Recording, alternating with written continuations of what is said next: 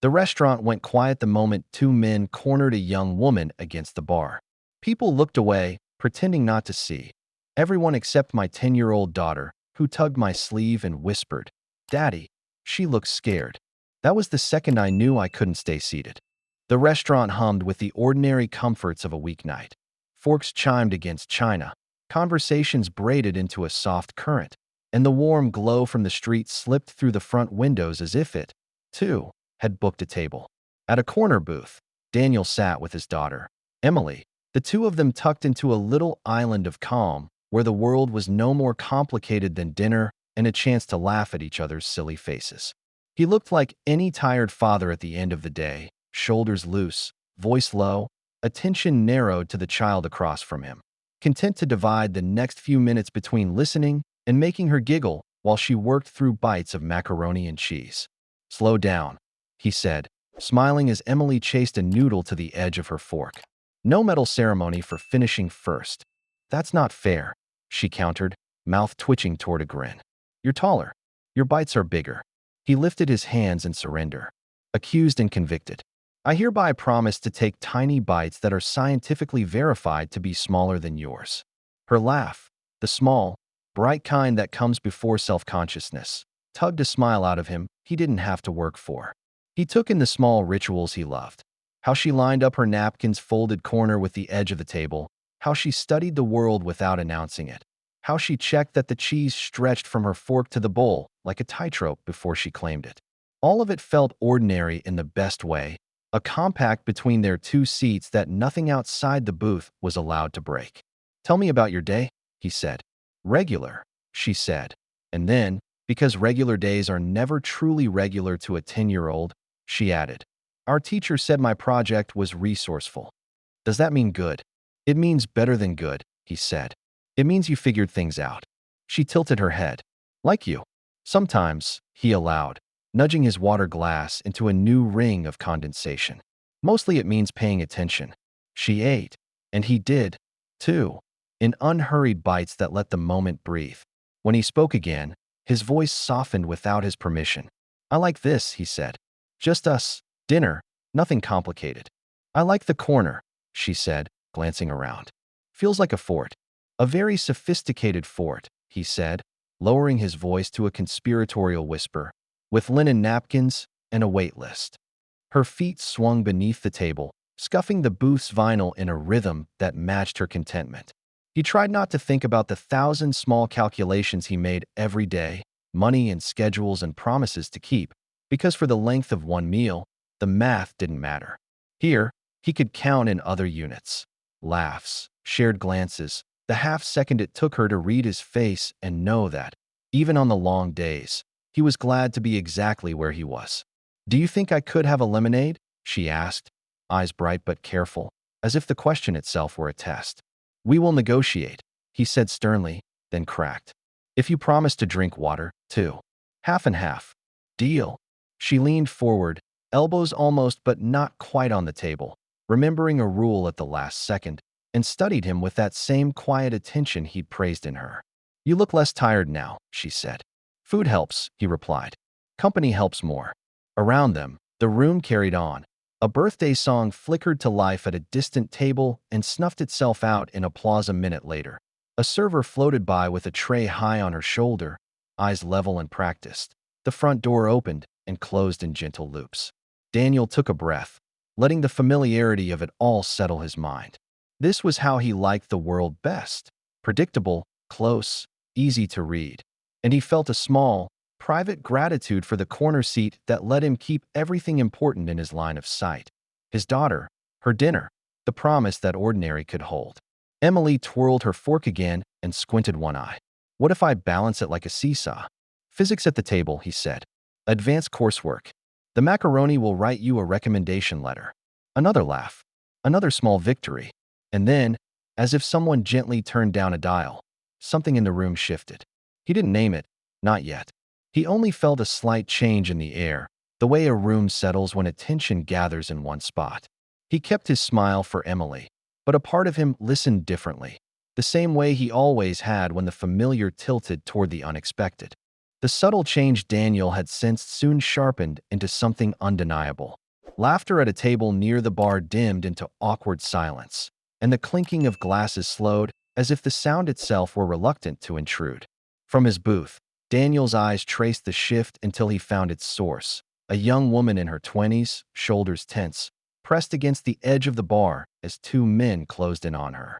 At first, it looked like conversation, the kind strangers sometimes strike up too loudly in public. But the woman's body told a different story. Her smile didn't reach her eyes.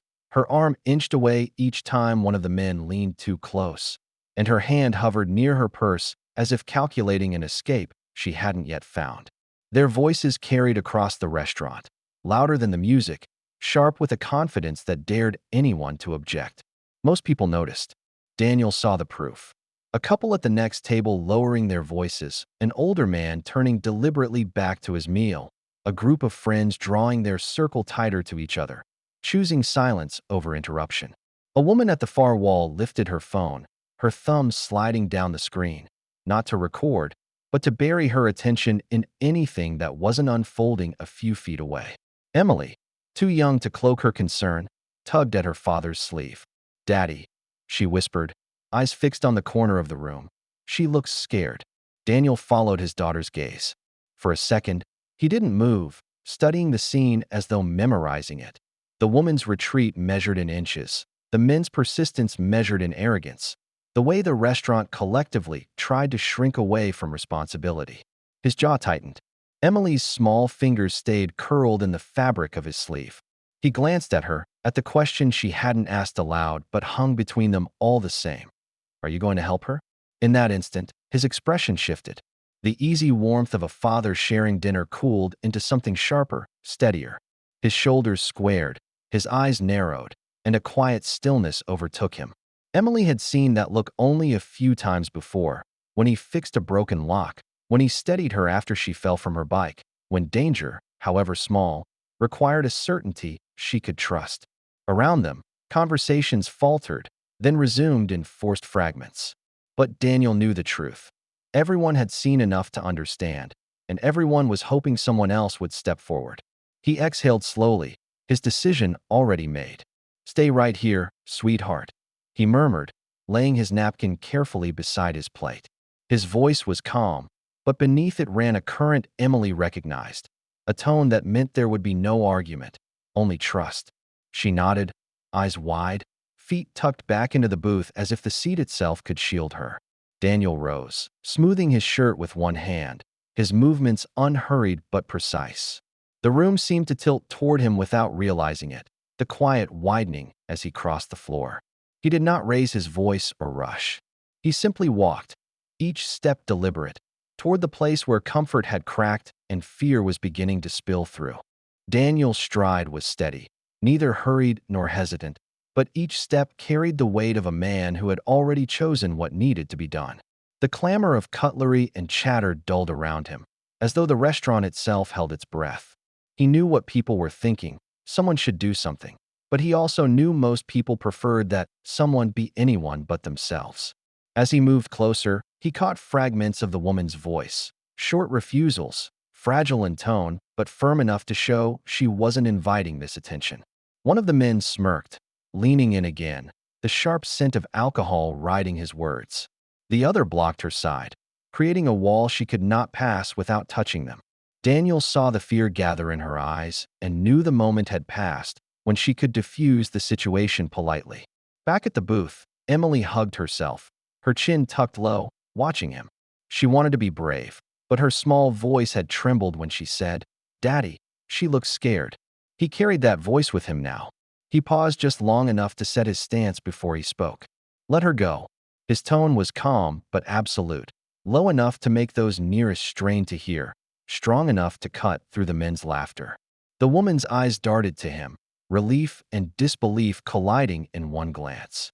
She wasn't alone anymore. The men, however, turned slowly, their expressions curling into sneers that sought to make a joke of the interruption. "And who's going to make us?" One spat, puffing up his chest as if intimidation were its own argument.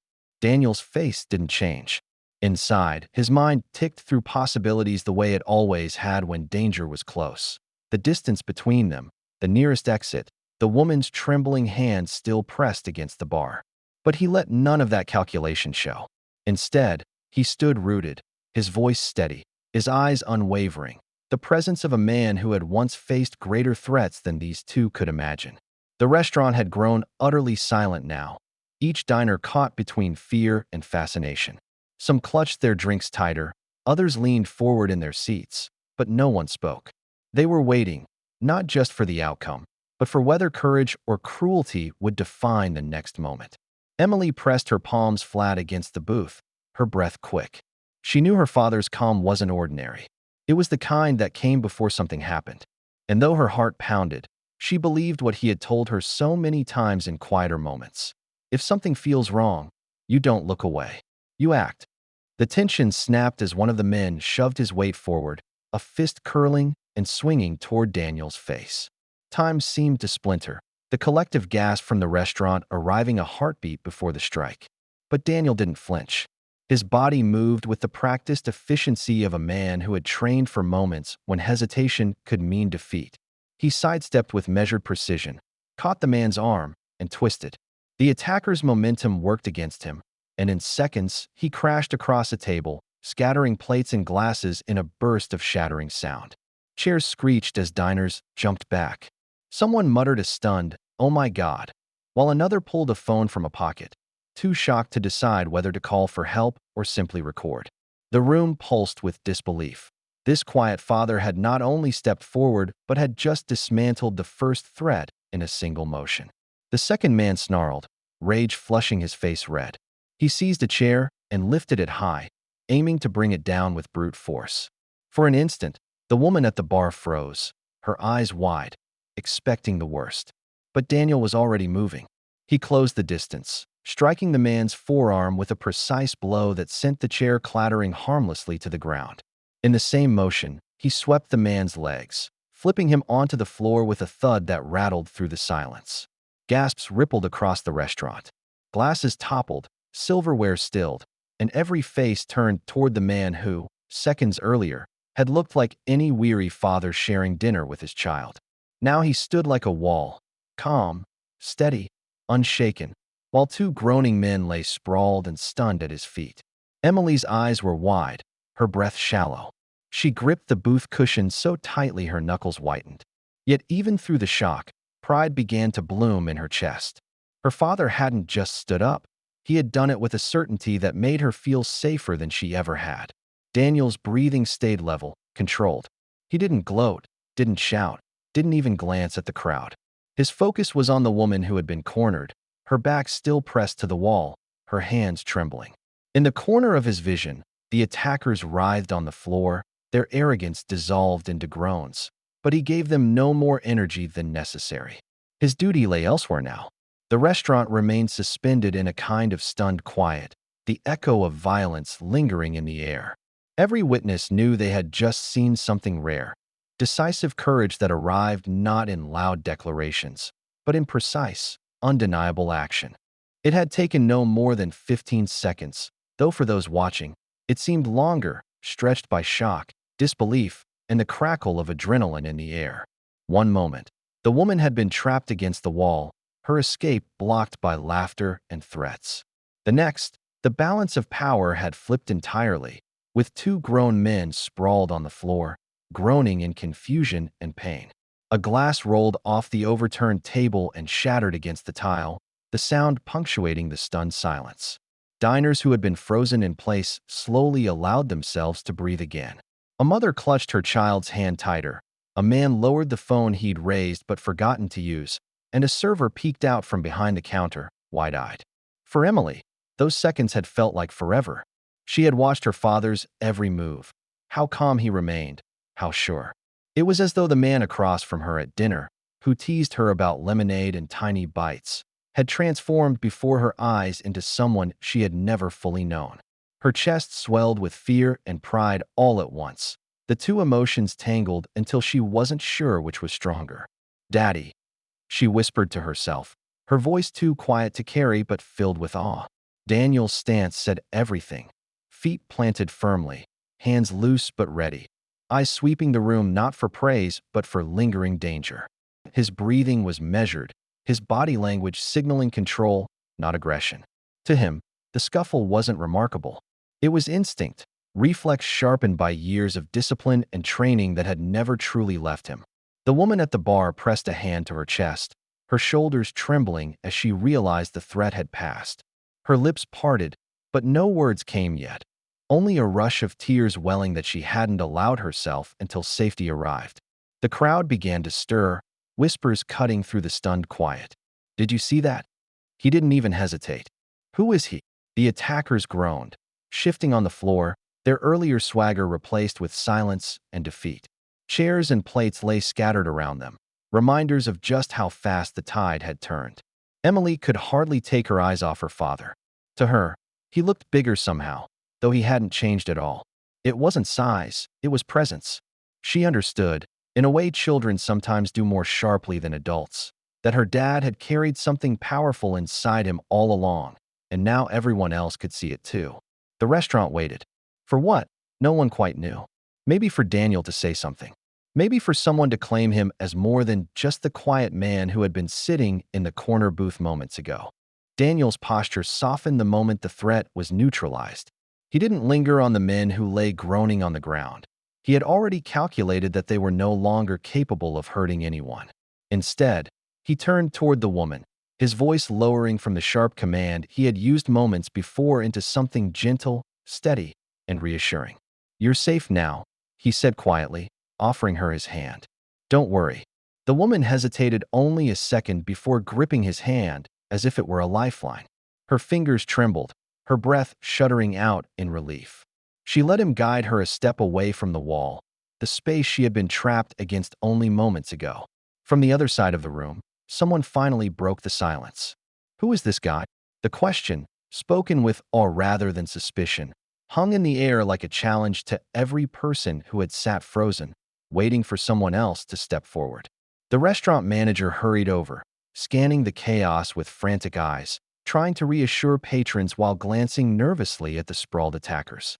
One of the men muttered through clenched teeth, bitterness bleeding into his voice. "He fights like he's military." Daniel exhaled slowly, as though the weight of being recognized pressed briefly against him. He didn't offer bravado, didn't raise his chin to bask in their stares. He simply pulled a chair out for the woman and helped her sit, his movements deliberate, quiet. "I was Navy," he said at last, his voice carrying just enough to reach the gathered silence. "Once upon a time." The words shifted the air. Conversations that had faltered into whispers now stopped entirely. The weight of respect, unspoken but palpable, filled the room. Diners who moments ago had been too afraid to intervene now saw him not only as the man who had acted, but as someone who had lived for years in service to others. Emily, unable to hold back any longer, rushed from the booth to his side. She clung to his arm, pressing her cheek against the sleeve of his shirt. Her small voice rose above the hush of the crowd. "That's my dad," she whispered proudly, though the pride in her tone made it sound louder than any shout. The woman wiped her tears with the back of her hand, her gratitude breaking through her trembling. "Thank you," she said softly. "You didn't even know me." Daniel lowered himself slightly, so Emily could hear as well. His eyes moved between his daughter and the woman, his words meant for both. Sometimes doing the right thing doesn't need a reason. If someone's in trouble, you help. His words settled over the restaurant with unexpected weight, heavier than the crash of plates or the gasps of the fight. They weren't just for the two who had needed him most. They were for everyone who had looked away, for everyone who had doubted that courage still lived in quiet places. The restaurant stayed hushed in the wake of Daniel's words, as though each person present needed a moment to absorb them. It wasn't just that he had stepped in, it was why he had done it. No demand for thanks, no search for recognition, only a simple reminder that help did not require permission or personal gain. Emily lifted her gaze to him, her eyes round with admiration. She had always known her father as steady, kind, the man who made her laugh at dinner and carried her backpack when it was too heavy. But tonight, she had seen another part of him, the protector who lived beneath the quiet. "Daddy," she whispered, her voice catching, "you sounded like a teacher." Daniel smiled faintly at her choice of words. Maybe we all need reminding sometimes, he said, brushing a strand of hair from her face. His tone was light enough for her, but the truth beneath it was meant for everyone listening. The frightened woman, still gathering herself, nodded through her tears. I'll remember, she murmured. Her words trembled, but the gratitude in them was steady. She wasn't only thanking him for rescuing her. She was thanking him for giving her back the sense that she wasn't alone in a world too often filled with indifference. Around them, the crowd seemed to shift in understanding. A young man near the window lowered his phone, ashamed he had thought first of filming. An older couple exchanged a glance, their silence acknowledging that they had hesitated when he had not. The lesson was unspoken, but it reverberated. Courage wasn't about capacity, but about choice. Daniel rose slowly, his movements deliberate, never showy. He checked on Emily, resting a hand on her shoulder, then offered the woman one last nod of reassurance. The message he had shared, if someone's in trouble, you help, hung in the air like a weight that no one wished to set down. It pressed into the hearts of strangers who would leave the restaurant changed, reminded that courage was not reserved for soldiers or heroes in stories. It was something anyone could choose in the small moments that mattered most. The attackers shifted uncomfortably on the floor, awaiting the inevitable arrival of the police, but the attention of the room had already moved beyond them. The true center of the night was not their aggression, but the quiet force that had stopped it, and the simple truth spoken afterward. The wail of sirens in the distance signaled the end of the chaos. Within minutes, 2 officers entered the restaurant, their presence sharp and efficient. They moved directly to the groaning men on the floor, cuffing them with practiced ease. The room seemed to exhale, the knot of tension finally loosening now that order was officially restored. Diners sat back in their chairs, some whispering to one another, others simply staring at the quiet man who had changed the course of the evening. The young woman stood slowly, steadier now, as a friend rushed to her side. With a final, tearful glance at Daniel, she whispered another thank you before allowing herself to be led out. He gave her a small nod, not asking for more words. Her safety was enough. When Daniel turned back to Emily, she was already on her feet, wrapping her arms tightly around his waist. Her face pressed against his side, her small voice muffled in the fabric of his shirt. "Daddy," she said softly, "do you miss being in the Navy?" He crouched so that his eyes met hers, a gentle smile lifting the edge of his tired features. "Sometimes," he admitted, "but protecting you and helping people when I can, that's still the same mission." Her grin was wide, pure, and full of certainty. She squeezed his hand tighter. "Then you'll always be my hero." The words, though spoken like a child's, carried the weight of truth he could feel in his chest. As Daniel rose, the restaurant, which had been quiet, erupted into applause. It wasn't the applause of a crowd celebrating a performance or a spectacle.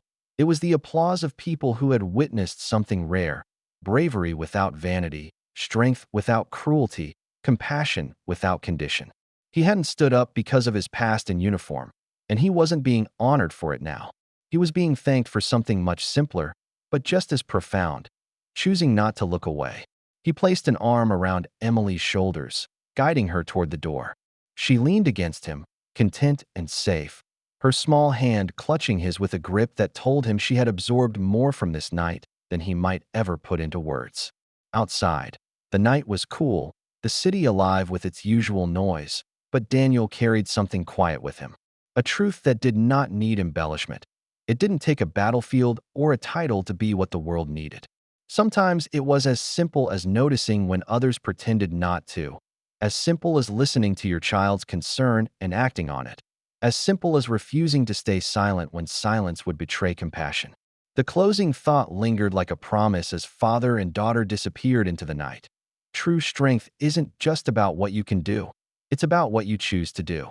In a world where so many look away, one person's courage can remind us all of the enduring power of kindness, compassion, and the refusal to ignore someone in need.